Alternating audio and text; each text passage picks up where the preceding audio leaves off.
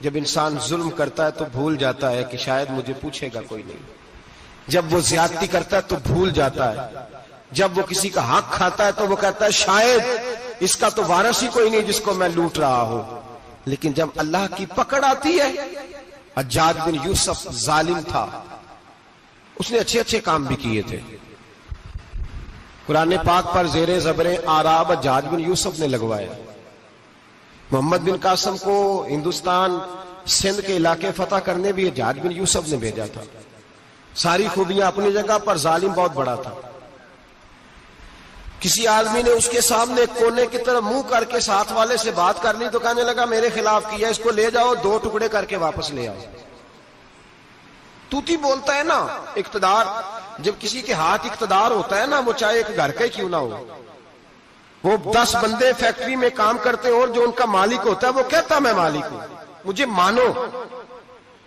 جب تو صاحب اقتدار ہوتا ہے نا، جب تو سسر بن کے بیٹھتا ہے اور کسی غریب گھر کی بہو آتی ہے 2-4 تو کہتا میرا اقتدار ہونا چاہیے.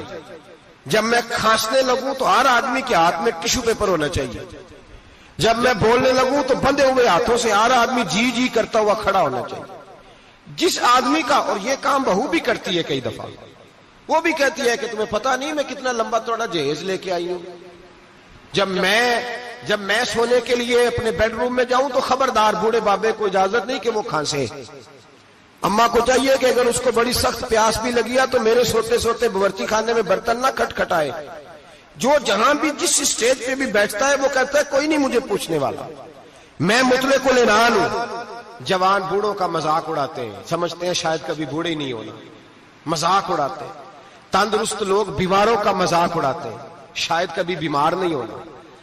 حجاج بن یوسف ظالم تھا، ظلم کرتا تھا، زیادتی کرتا تھا. حضرت سعید بن جبیر ایک تابعی بزرگ تھے، اتنے بڑے بزرگ تھے کہ ساری رات نماز پڑھتے تھے، سارا سال روزہ رکھتے تھے. ایک دن انہوں نے منبر پہ بیٹھ کے کہا کہ حجاج ظلم سے باز آ جائے ورنہ اللہ کی لاٹھی بڑی بے آواز ہے. اللہ کی لاٹھی، اس کا کیا مطلب ہوتا ہے؟ اس کا مطلب ہے جب رب کی لاٹھی چلتی ہے تو اس کی آواز، جی اس کا پہلے کوئی پیغام، وہ پہلے اعلان نہیں کرتا کہ تگڑے ہو جاؤ لاٹھی چلنے لگی ہے. لاٹھی چلتی ہے پر اس کی آواز، سمجھ آ رہی ہے میری بات کی؟ جمعۃ الوداع کے لیے تشریف لانے والے احباب خاص غور فرمائیے گا. حجاج بن یوسف کو پتا چلا کہ حضرت سعید بن جبیر نے میرے خلاف بات کی، بلا لیا. کہنے لگا تو نے میرے خلاف بات کی ہے؟ فرمانے لگے کی ہے. کہنے لگا تجھے پتا ہے میں قتل کر دوں گا؟ آپ فرمانے لگے نہ تو زندگی کا مالک ہے نہ موت کا مالک ہے، تو کیسے قتل کر؟ کہنے لگا تجھے پتا ہے میرا؟ فرمایا میں نے تجھے نہیں، میں نے تو کئی شداد، کئی حماد، کئی قارون، کئی فرعون، کئی نمرود دیکھے، کئیوں کی داستانیں سنی. تو کون ہے؟ تو چھوٹا سا ہے. ایک جملہ ہے ملا جلال الدین رومی کا، بڑے درویش تھے، ایک بات کہہ گئے. کہنے لگے نمرود جتنے پیسے نہیں، فرعون جتنی حکومت نہیں، قارون جتنی دولت نہیں، ورنہ فرمانے لگے میرے زمانے میں بھی کئی لوگوں کا خدا بننے کو دل کرتا ہے، کئی لوگوں کا دل کرتا ہے، لیکن نمرود جتنے پیسے، فرعون جتنی طاقت اور قارون جتنی دولت نہیں، ورنہ ہو سکتا ہے لوگ دعویٰ کر جائیں معاذ اللہ ثم معاذ اللہ. یہ آج سے کئی 100 سال پہلے وہ کہہ رہے ہیں، آج تو حالات بڑے ابتر ہیں، اس کی نسبت خطرناک ہے. فرمانے لگے حضرت سعید بن جبیر تو زندگی موت کا مالک نہیں. کہنے لگا پکڑو، قتل کرو اسے، لے جاؤ.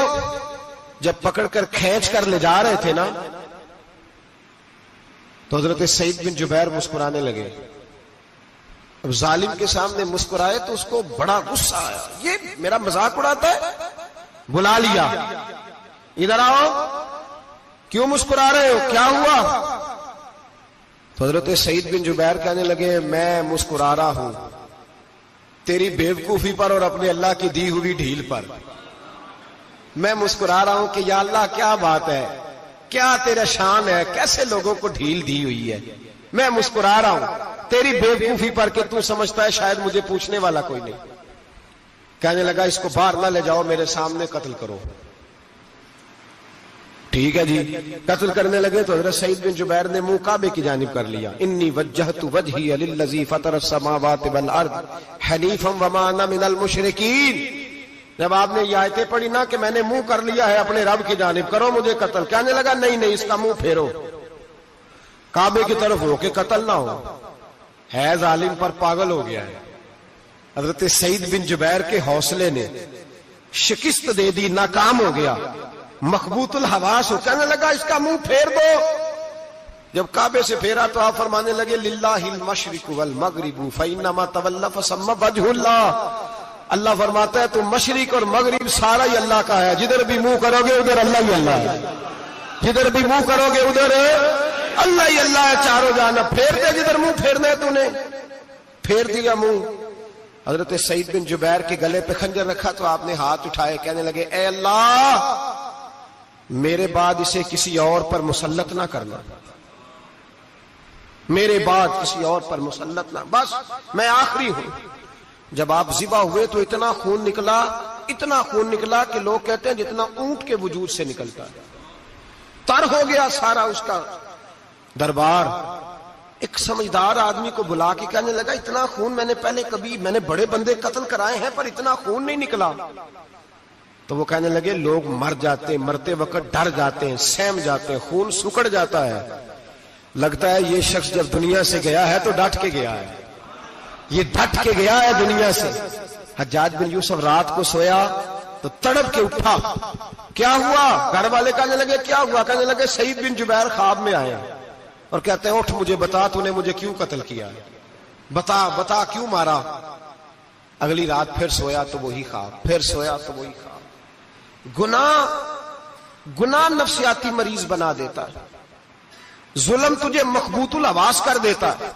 جب تو زیادتی کرتا ہے تو اللہ فرماتے ہیں کہ تو اللہ کو بھولتا ہے، اللہ تجھے اپنا آپ بھلا دیتا ہے، پھر تو بھول جاتا ہے، پھر تو سیدھے رستے پہ چلتا ہے پر بھٹک جاتا ہے، پھر تو صحیح رستوں کا تعین کر کے بھی گمراہ ہوتا ہے، پھر تو روز وہی گاڑی چلاتا ہے پر اب جب تو بریک لگاتا ہے تو نہیں لگتی۔ جب گناہوں کے ساتھ تو مخبوط الحواس ہوتا ہے تو روز وہ کاروبار کرتا ہے، لیکن جب تیرے گناہ تجھے گھیر لیتے ہیں پھر اسی کاروبار میں تو نقصان اٹھاتا ہے۔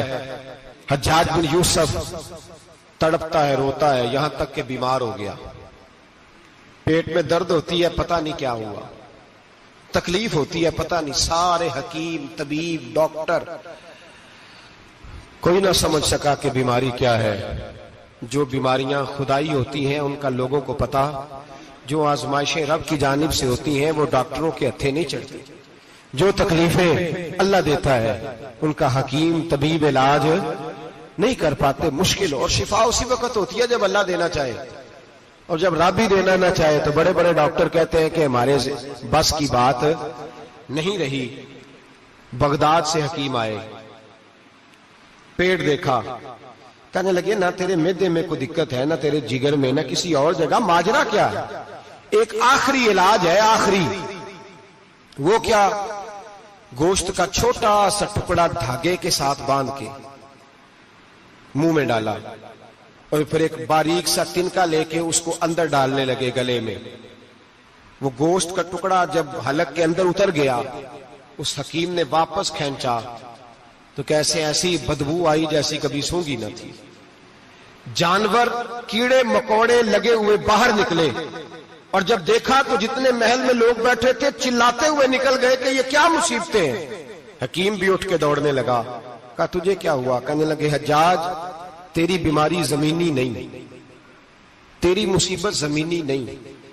کہا میری مرض تک تم کیوں نہیں پہنچ پا رہے؟ تو کہنے لگے لگتا ہے تو بد دعا کا مریض ہے، لگتا ہے تو ظلم کا مریض ہے، تو جبر کا مریض ہے۔ تڑپتا رہا، سسکتا رہا۔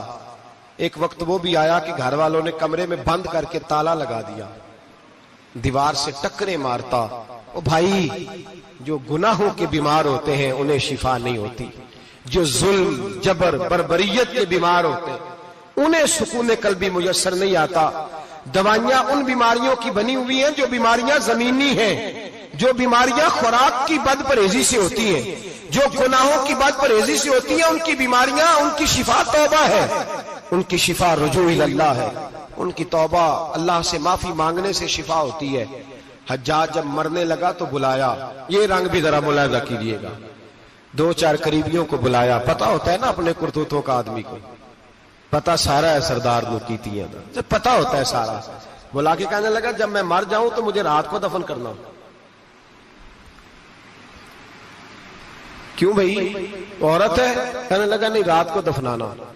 ٹھیک ہے رات کو دفنا دیں گے. پھر کہنے لگا جب صبح ہو جائے تو صبح ہونے سے پہلے پہلے میری قبر زمین کے برابر کر دینا, نشان مٹا دینا. کا وجہ تو کلمہ پڑھتا ہے, حضور کا حکم ہے کہ قبر کم از کم ایک بالش ایک گیٹ اونچی ہونی چاہیے زمین سے کم از کم, تو تیری قبر مٹا دے. وجہ پتا ہوتا ہے اپنے ظلموں کا. کہنے لگا مجھے پتا ہے لوگ میرے مرنے کے بعد میری قبر بھی نہیں چھوڑیں گے. دنیا میں تو میرے جبر کی وجہ سے کوئی آ نہ سکا, لیکن میری قبر بھی لوگ جنازوں میں باتیں شروع کر دیتے. جنازوں میں نے ایسی بھی داستانیں سنی ہیں کہ کوئی مرا تو لوگ جوتوں کا ہار قبر پہ ڈالا ہے.